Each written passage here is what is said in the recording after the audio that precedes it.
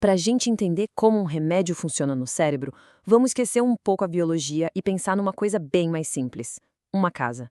Isso, uma casa cheia de interruptores, de campainhas, de botões de todo tipo.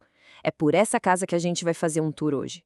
Exatamente isso. Pensa aí no cérebro como essa casa, um lugar complexo, cheio de cômodos e com dezenas de botões espalhados pelas paredes. E claro, cada botão tem uma função bem específica. Bom, nessa nossa casa, a gente tem 3 elementos principais. Os botões nas paredes são os receptores. As pessoas que moram na casa e vivem apertando esses botões são os nossos neurotransmissores, tipo a serotonina, a dopamina. E os visitantes que chegam, esses são os remédios, que também vêm para interagir com esses botões. Então, beleza. Quando um visitante, ou seja, um medicamento, entra nessa casa, o que ele faz exatamente? Ele não age de um jeito só, não. Existem basicamente 3 maneiras principais dele atuar. Pensa assim: um visitante pode ser um agonista, que chega e simplesmente aperta o botão para ativar a função dele. Ele pode ser um antagonista, que é o contrário, ele bloqueia o botão para ninguém usar, ou ele pode ser um modulador, que é mais sutil, sabe? Ele não aperta nem bloqueia, mas dá um jeitinho de ajustar o sistema de outra forma. O agonista é aquele visitante proativo, sabe? Ele entra, olha um botão e fala: "Deixa comigo".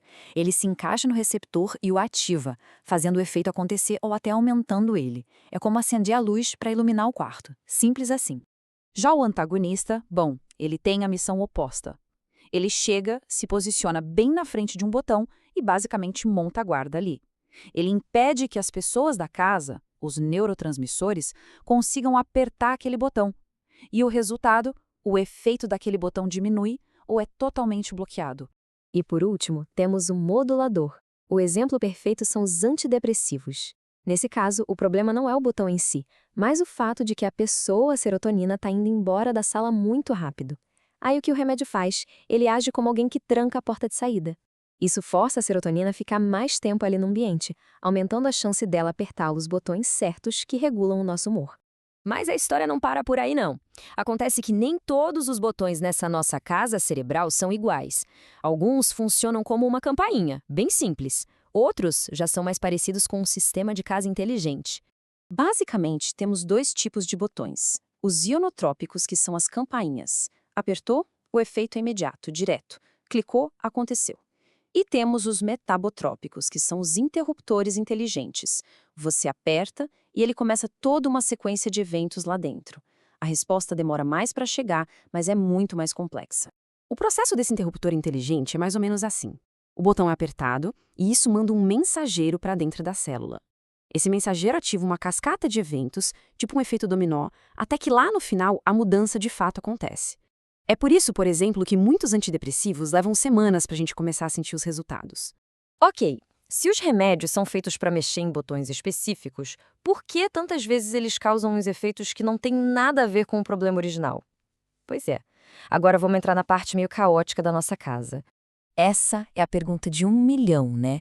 A pessoa toma um remédio para melhorar o humor e de repente fica com sono ou com o apetite todo bagunçado. Por quê? A resposta está na falta de especificidade.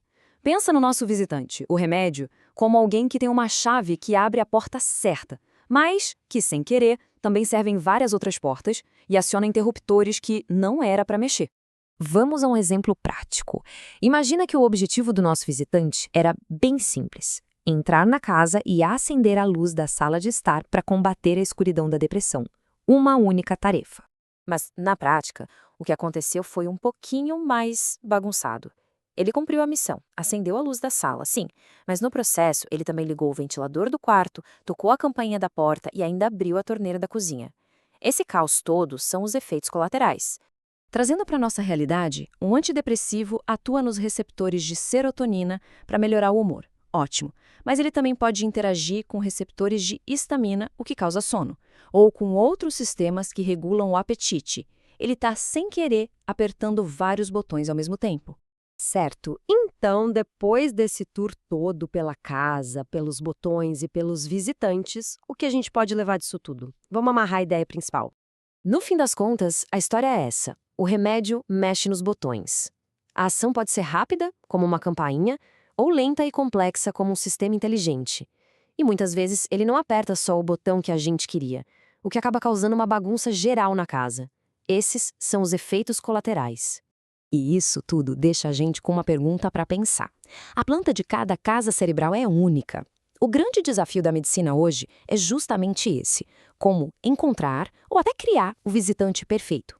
Aquele que sabe exatamente qual botão apertar e que deixa todos os outros em paz.